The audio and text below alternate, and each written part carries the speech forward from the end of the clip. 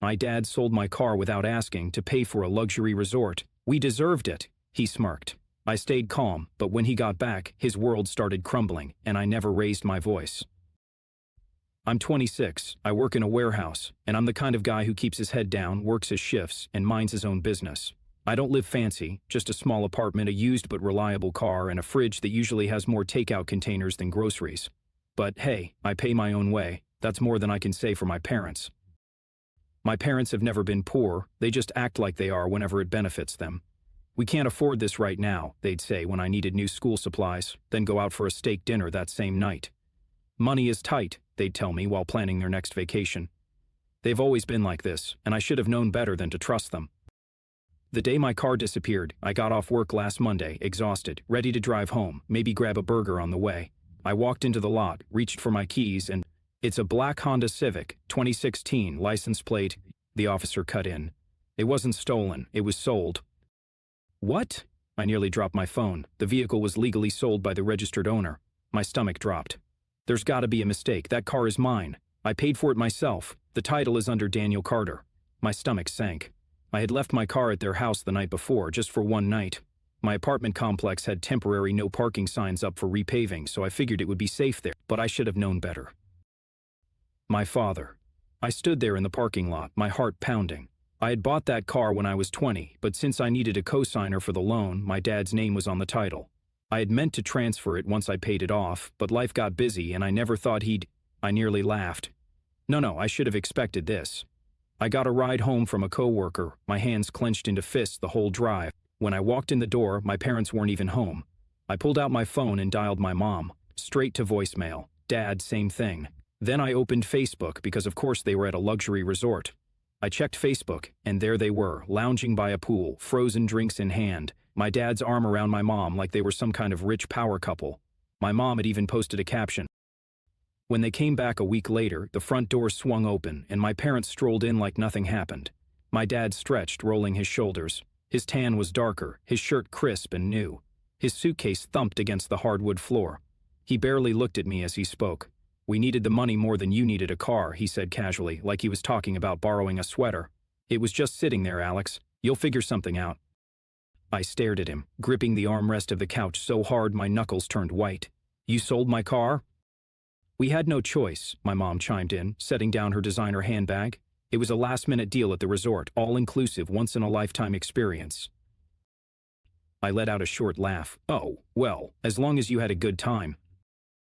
Don't be dramatic, my dad sighed, tossing his wallet on the counter. You can take the bus for a while, it won't kill you. I clenched my jaw so hard it hurt. You sold my only transportation so you could sip overpriced cocktails on a beach. Watch your tone, my dad warned, finally looking at me. We're family, Alex. We do things for each other. You don't see us complaining when we pay for groceries. You mean the groceries I buy? He waved a hand. You might as well still live here, Dad scoffed. You're always dropping by. I clenched my jaw. Because you keep accidentally sending my mail here and using my name for utilities. I laughed. I couldn't help it. I moved out 3 years ago. My mom paused, like she just now remembered that. I exhaled slowly, gripping the bridge of my nose. You didn't even call me. You didn't ask. You just sold it, like my work didn't matter. It's just a car, my dad muttered, already bored of the conversation. You'll get another one. And that was the moment something in me snapped. I didn't yell. I didn't argue. I just nodded and said, yeah, I'll figure something out. The morning after my parents came back, I decided to confront them. I drove to their house, heart pounding with anger. The moment I stepped inside, my dad turned toward me, already looking annoyed. Oh, look who's here, still sulking. I crossed my arms. We need to talk. He stood there, arms crossed, still tan from his luxury getaway. Are you really going to sulk all week over that car? I blinked. Sulk? Yeah, I mean, look at you, walking around like you lost a limb. It's just a car, Alex. He smirked, like this was all some big joke. You'll buy another one. I gritted my teeth. That stupid car got me to work. It made me money. Sometimes my boss asked me to do small deliveries when we were short on drivers. It was extra cash, good money, and I was saving up. But I guess you needed that money more than I did, huh? Dad rolled his eyes. You're overreacting. We didn't need the money. We deserved the money. My hands clenched at my sides. Oh, is that how it works? You just take whatever you think you deserve? We're family. Alex's tone shifted, like he was talking to a child who just didn't get it. Family helps each other. You think raising you was free? All those years of food, clothes, school, that stuff wasn't cheap. I stared at him. Are you seriously telling me I owe you for existing? Don't be like that, he scoffed. It's just we've done so much for you and you can't even let one thing go, one car. I let out a short, humorless laugh. That's when my mom walked into the room, holding a shopping bag in one hand. Honey, you're still upset? She sighed. Come on, we brought you something. She pulled a cheap wooden keychain out of the bag, one of those generic souvenirs with a name carved into it. Except, it wasn't even my name. See? A little piece of paradise for you. She smiled. And you're mad over a car? I looked at the keychain, then at them, and then I saw what was behind my mom. Another bag, a sleek black shopping bag with gold lettering. Louis XIII's Connie, a $3,000 bottle of brandy. I knew exactly who that was for. Uncle Roger, my dad's older brother. You bought a $3,000 bottle of alcohol, I said slowly, but my car was disposable? Dad smirked. Come on, it's not the same. Roger always helps us out. You mean he lends you money when you blow through yours? His smirk disappeared. Mom sighed. Alex, stop. You're acting like we stole from you. I stared at them, my pulse pounding in my ears. You did steal from me. Dad scoffed. We're family. We do things for each other. I let out a slow breath, my hands shaking from how hard I was trying to stay calm. When have you ever done anything for me? He frowned. Don't start that again. No, seriously, I took a step forward. Tell me, when have you ever helped me? Silence. Then Dad waved a hand, dismissing the whole conversation. Oh, stop being so bitter. You'll get another car. That was it. That was the moment. I exhaled, shaking my head. You know what? You're right. Dad smirked again. Finally, you're coming to your senses. Yeah, I finally get it. I met his eyes, my voice steady. I'm done. His smirk faltered. What? I'm done being your safety net. I'm done paying your bills when you accidentally forget. I'm done bailing you out when you overspend on vacations and gifts for other people. I'm not giving you another cent. Mom's face twisted. Alex, don't be like that. No, I cut her off. Figure it out yourselves. I turned and walked away, leaving them standing there. I didn't know what they were going to do, but I knew one thing for sure. Their days of luxury were over. I didn't have to wait long for the explosion. At 6 in the morning sharp, I woke up to banging on my apartment door. Not knocking, banging. I already knew who it was. I rolled out of bed, exhaled sharply, and opened the door. Mom and Dad. Dad pushed past me like he owned the place. Get dressed. We need to talk. Mom followed, arms crossed, her lips pressed into a tight line. Alex, this has gone far enough. I rubbed my temples. You do realize it's barely morning, right? Oh, I'm sorry, are we inconveniencing you? Dad sneered. Funny, because we just found out you're planning to abandon us. I blinked. Abandon? Mom sighed dramatically. You can't just cut your parents off, Alex. That's not how families work. I walked into the kitchen, poured myself a glass of water, and leaned against the counter. Families don't sell each other's property behind their backs either, but here we are. Dad's face darkened. We needed that money. I needed that car. My voice came out sharper than I intended, but I didn't care anymore. That wasn't just my way to get to work. You know my boss gives out extra pay to workers who can help with deliveries. That car helped me make money, and you... I let out a breath. You sold it like it was some useless junk sitting in the driveway. Dad rolled his eyes. Enough of this. We're fixing this now. You're not cutting us off. I tilted my head. And how exactly do you plan to stop me? We're family, Alex, and families take care of each other, Mom said, her voice soft, like she thought she could still manipulate me into backing down. You don't want to regret this later, do you?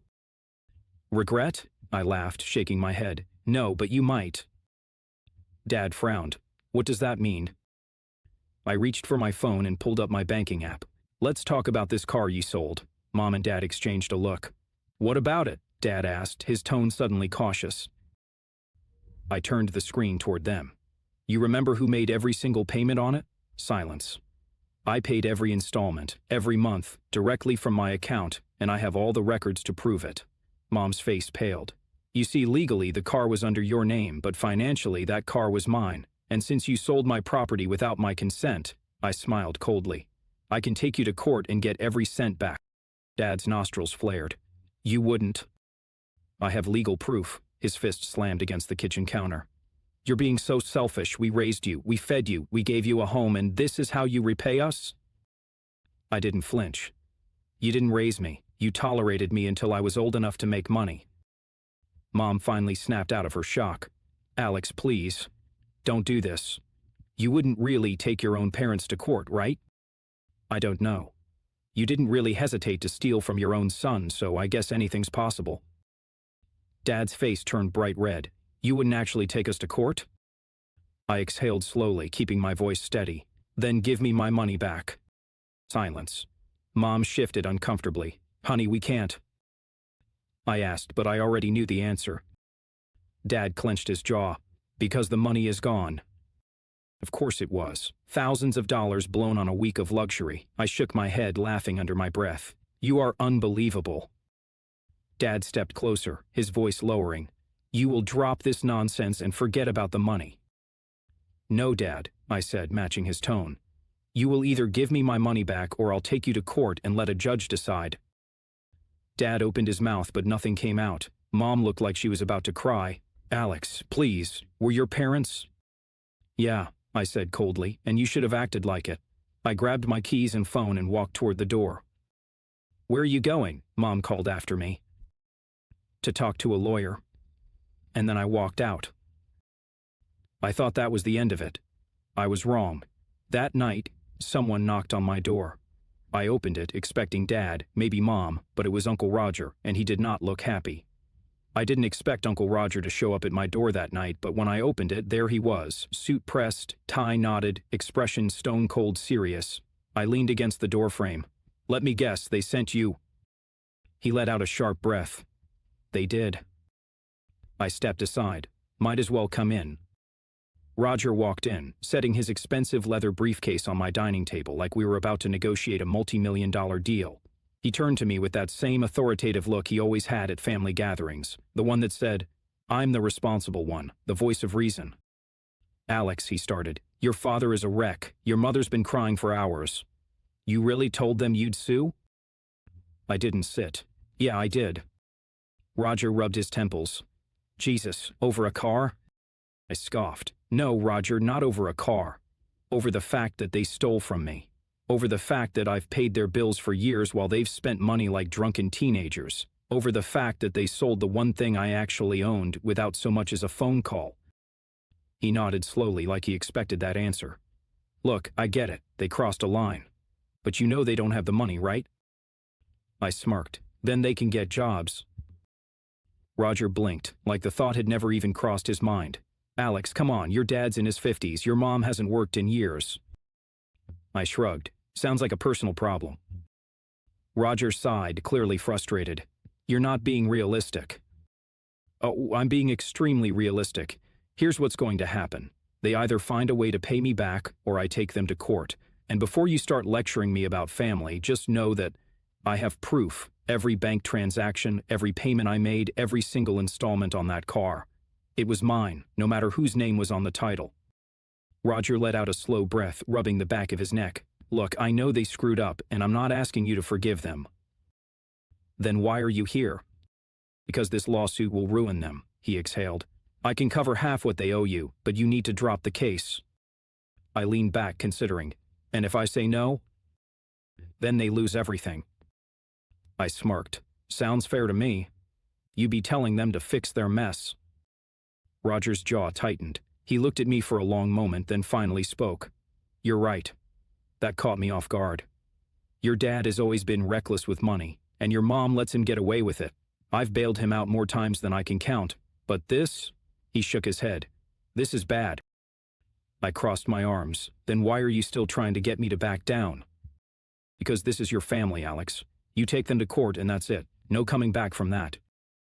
I tilted my head. Why would I want to come back to a family that steals from me? Roger exhaled sharply, shaking his head. You know your dad is desperate enough that he actually asked me for a loan? That made me laugh. Let me guess, you said no.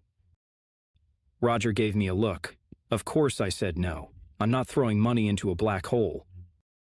Then why should I? He didn't have an answer for that. I grabbed my phone from the counter and scrolled through my banking app, then turned the screen toward him. Every single payment, Roger, for 3 years, all from my account. He barely glanced at it before sighing, "All right, I get it, you've got a case, but what do you actually want?" I leaned back against the counter. "My money, and if they can't pay," I shrugged, "not my problem." Roger let out another deep breath, like he was carrying the weight of this whole situation on his shoulders. "Alex, listen." I cut him off. "No, Roger, you listen. They've used me my whole life. Every time they ran out of money, I was the first person they called. Every time I helped them, it was never enough. They stole from me, and you think the solution is for me to just let it go?" He didn't answer. "I'm done being the backup plan. If they didn't want consequences, they shouldn't have sold what wasn't theirs." Roger ran a hand down his face. "Seriously?" I folded my arms. "Are we done here?" He grabbed his briefcase, muttering under his breath as he headed for the door, but before he left, he turned to me one last time. "If you do this, Alex, you won't just be cutting them off. The whole family will turn on you." I smirked. "They already have." And with that, I shut the door behind him. The collapse began the next day. The phone calls started again, not just from my parents, from relatives. "Aunt Lisa. Alex, honey, your mom says you're trying to bankrupt them. Is that true?" A cousin, "Mark, dude, you're suing your own parents? Are you serious?" "Grandma, sweetheart, please don't do this. They made a mistake, but they're still your family." I ignored every single call. Then, at 8 in the evening, the texts started. "Mom, Alex, I'm begging you, we'll figure something out." "Dad, if you do this, you're dead to us." "Mom, please don't ruin our lives." I stared at that last text, then I typed a single response. "You ruined your own lives the moment you stole from me." And I turned off my phone. 1 week later, my lawyer texted me. "They're trying to negotiate. Do you want to hear their offer?" I smirked. "Let's hear it." An hour later, I was sitting across from Mr. Lawson in his office. He slid a paper across the table, barely able to keep a straight face. "This is their offer." I picked it up and read it. $200 and a sincere apology. I blinked.